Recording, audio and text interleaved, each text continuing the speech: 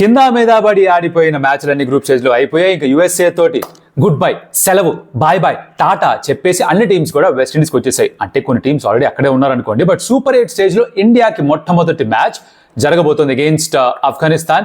ఏషియాలోనే top 2 cricketing nations ఆడబోతున్నారు. పాకిస్తాన్ అక్కడ ఇంటికి వెళ్ళిపోయారు కదా. ఇప్పుడు ఇంటికి వెళ్ళిపోయిన తర్వాత వాళ్ళని సెకండ్ బెస్ట్ నేషన్ ఎలా అంటాం? అనడానికి లేదు. ఆఫ్ఘనిస్తాన్ క్వాలిఫై అయింది కాబట్టి వాళ్ళే second best nation this point of time and అద్భుతంగా కంపీట్ చేస్తున్నారు. మరి ఈ మ్యాచ్లో ఏం ఎక్స్పెక్ట్ చేయాలి? Let's get started. Welcome to stump tales. నా పేరు కౌశిక్. ఇప్పటిదాకా ఎప్పుడు కూడా ఛానల్కి వచ్చి ఉండకపోయింటే అసలు మీరు ఎంత పని చేశారు మీకు అర్థం అవుతుందా? ఫస్ట్ సబ్స్క్రైబ్ బటన్ కొట్టి పెట్టుకోండి. ఎందుకు అర్థమవుతుంది వీడియో మొత్తం చూడండి. By the end of it ఎక్కడో చోట మీకు మంచి పని చేసామరా అనిపిస్తుంది. Okay, so India is taking on Afghanistan. Match వచ్చేసి కెన్సింగ్టన్ ఓవల్, బ్రిడ్జ్ టౌన్, బార్బడోస్లో. ఈ వేదికలో ఇప్పటికే కొన్ని మ్యాచెస్ జరిగాయి ఈ వరల్డ్ కప్లో. అండ్ లేటెస్ట్గా జరిగిన మ్యాచ్లో ఆస్ట్రేలియా వర్సెస్ ఇంగ్లాండ్, ఆస్ట్రేలియా 200కి పైగా స్కోర్ చేశారు. అంటే ఈ గ్రౌండ్లో రన్స్ బాగానే వస్తున్నాయి. ఓవరాల్గా మిగతా మ్యాచ్ కూడా చూసుకుంటే ఆ ఫస్ట్ మ్యాచ్ నమీబియా, ఒమాన్ అనుకుంటే సూపర్ ఓవర్ దాకా వెళ్ళింది. ఆ ఒక్క మ్యాచ్ పక్కన పెట్టేస్తే మిగతా అన్ని కూడా 150, 160 మినిమం వస్తున్నాయి అనమాట.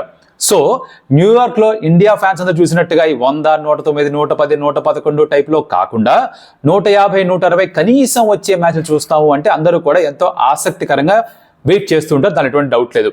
పైగా ఇండియా ఆఫ్ఘనిస్తాన్తో ఆడుతున్నారు. వీళ్ళిద్దరి మధ్యన హెడ్ టు హెడ్ ఎలా ఉందో ఇప్పటిదాకా చూస్తే 8 మ్యాచ్లు ఆడితే లేటెస్ట్గా ఆడిన మ్యాచ్ జనవరిలో అది సూపర్ ఓవర్ దాకా వెళ్ళింది. మ్యాచ్ టై అవ్వడం, సూపర్ ఓవర్లో ఇండియా గెలవడం, ఆ మ్యాచ్ రోహిత్ శర్మ 100 కొట్టడం. ఇది ఎందుకు ఇంపార్టెంట్ తర్వాత చెప్తా. అండ్ ఓవరాల్గా 8 మ్యాచ్లు ఆడితే 7 ఇండియా గెలిచారు, ఒక దాంట్లో నో రిజల్ట్. సో ఇండియాదే ఆధిపత్యం ఇప్పటిదాకా కూడా. ఇంటాడినా వేరే చోట ఆడినా న్యూట్రల్ వెన్యూస్ అయినా ఎక్కడైనా సరే ఇండియానే గెలుస్తూ వచ్చారు. సో ఒక అడ్వాంటేజ్ ఉంది ఖచ్చితంగా ఇండియా వైపున. అలా అని చెప్పి ఆఫ్ఘనిస్తాన్ తక్కువ అంచనా వేయడానికి లేదు. బికాజ్ వీళ్ళు విధంగా చూసుకుంటే కనుక dark horses of the tournament.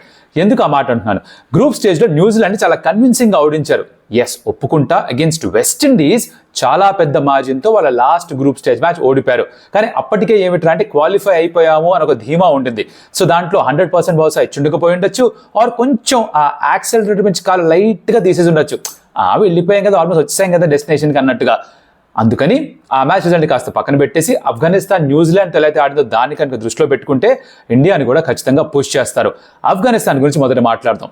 Watts going well for them అంటే వాళ్ళ bowling department he's always been their strength. వాళ్ళ ఆయువు పట్టు వాళ్ళ బౌలింగే. నవీన్ ఉల్ హక్, ఫజల్ హక్ ఫరూకీ వీళ్ళిద్దరూ న్యూ బాల్తో బాగా ఓపెన్ చేస్తున్నారు. ఇన్ఫాక్ట్ ఫజల్ హక్ ఫరూకీ అయితే బోల్డ్ అని వికెట్స్ కూడా తీసుకున్నాడు గ్రూప్ స్టేజ్లో ఈ వరల్డ్ కప్లో. సో ఒక లెఫ్ట్ ఆర్మర్, ఒక రైట్ ఆర్మ్ మీడియం పేసర్ వీళ్ళిద్దరితో స్టార్ట్ చేస్తారు. దాని తర్వాత ఎర్లీ వికెట్స్ కనుక వాళ్ళు తీసుకుంటే ఇంకా డబుల్ ఎఫెక్టివ్గా మారిపోయే స్పిన్నర్స్ వీళ్ళ దగ్గర ఉన్నారు. ఇంక్లూడింగ్ కెప్టెన్ రషీద్ ఖాన్, తన ప్రతిబింబం అయిన Noor and of course mister president Mohammad Nabi. వీళ్ళు కాకుండా గుల్బదీన్ నయీబ్ కూడా ఉన్నాడు, ఉమద్జాయ్ కూడా ఉన్నాడు ఒక ఆల్రౌండ్ ఆప్షన్గా. సో వీళ్ళందరూ కూడా ఈ బౌలింగ్ యూనిట్ని బౌల్డ్ అంతా ఎఫెక్టివ్గా మారుస్తూ ఉంటారు. అండ్ వికెట్లో కొంచెం హెల్ప్ ఉందంటే దాన్ని అయితే పూర్తిగా ఉపయోగించుకుంటారు. అది వాళ్లకు వచ్చిన విద్య.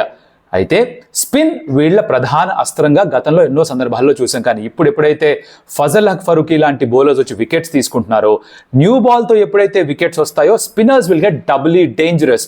వెస్టిండీస్లో ఆ పిచెస్ పైన కొంచెం స్లోగా ఉంటాయి కాబట్టి కొంచెం టర్నింగ్ ట్రాక్స్గా ఉండే అవకాశం ఉంది అంటున్నారు. వెస్టిండీస్తో ఆడిన గేమ్లో the spinners will take into the cleaners. Fast బౌలర్స్ని చెడు కూడా ఆడుకున్నారు. ఉమద్జా కోర్లో 35-36 రన్స్ కూడా ఇచ్చాడు. సో కొంచెం సైకలాజికల్గా దెబ్బ ఏమన్నా పడిందా అది తెలుస్తుంది ఈ మ్యాచ్ జరుగుతున్నప్పుడు. బట్ ఇందాక అన్నట్టుగా వాళ్ళ బౌలింగే వాళ్ళ ప్రధాన అస్త్రం. బ్యాటింగ్ గురించి మాట్లాడితే వాళ్ళు ఓపెనర్స్ బాగానే పర్ఫామ్ చేస్తున్నారు. రమణుల్లా గుర్బాజ్ ఐపీఎల్లో కూడా చూసాం, ఎండ్ ఆఫ్ ది టోర్నమెంట్లో వచ్చి కొన్ని ఇంపార్టెంట్ రన్ స్కోర్ చేశాడు. వరల్డ్ కప్లో కూడా బాగా పర్ఫామ్ చేస్తున్నాడు. దాంతోపాటు తన ఓపెనింగ్ పార్ట్నర్ ఇబ్రాహిం జద్రాన్ తను కూడా బాగా ఆడుతున్నాడు. ఉమద్జాయ్ నెంబర్ 3. దెన్ ఆఫ్ కోర్స్ కొంతమంది డాషర్స్ ఉన్నారు. లైక్ రషీద్ ఖాన్ వరకు బ్యాటింగ్ ఉన్న మాట వాస్తవమైనా కూడా మిడిల్ ఆర్డర్ కొంచెం వీక్గా కనిపిస్తుంది, కాస్త బ్రిటిల్గా ఉంది. అంటే ఒక గట్టి దెబ్బ పడ్డదంటే అలా ఇరిగిపోయే అవకాశాలు ఎక్కువ అనమాట.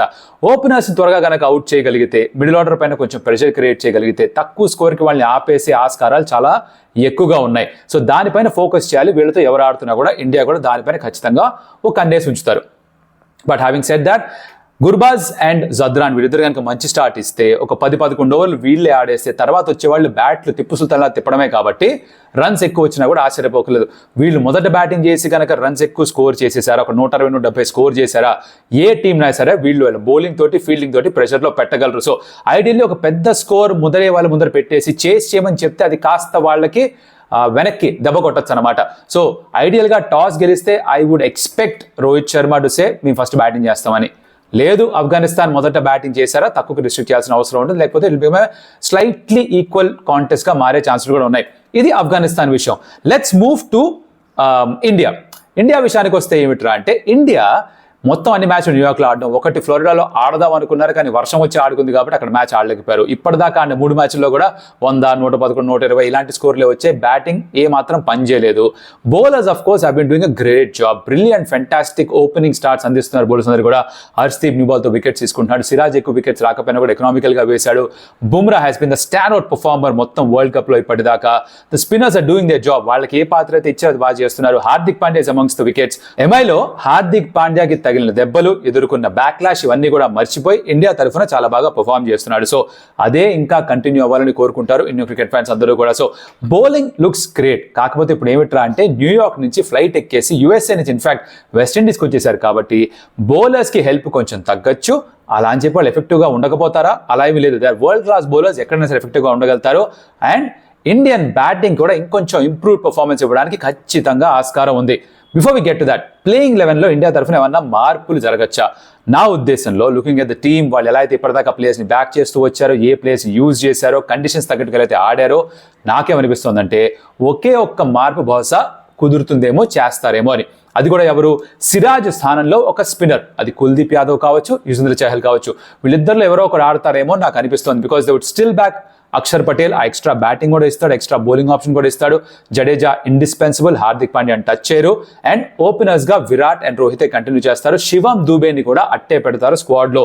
ఎందుకురా అంటే, యుఎస్ఏ జరిగిన మ్యాచ్ లో హీ స్టార్టెడ్ స్కోరింగ్ రన్స్. ఆ రన్స్ స్కోర్ చేయడం తనకు కాస్త ఆత్మవిశ్వాసాన్ని పెంచుంటుంది.